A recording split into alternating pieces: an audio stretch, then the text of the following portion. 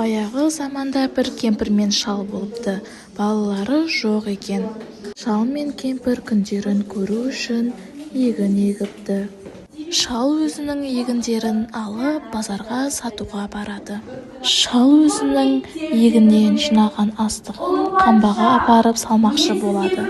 Ал қаңбаның есігін ашып қалған кезде өріп жүрген тышқандарды көреді. Бұл жақта ешқандай астық қалмапты. Кемпір-ау, қамбадағы бар астықты тышқан жеп қойыпты. Осы астықпен күн көруші едік, енді қайтеміз? Мяу, неге сонша қайғырып тұрсыңдар? Қайғырмай қайтейік, алаяқ тышқандар астығымыздың бәрін жеп қойды. Мяу, қане, көрсетші ұры тышқандарды маған. Ендеше бері жүр, мен саған біздің мазамызды алған тышқандарды көрсетейін. Мяу, мыналарды қазір-ақ тындырам. Сен есті жап та кете бер.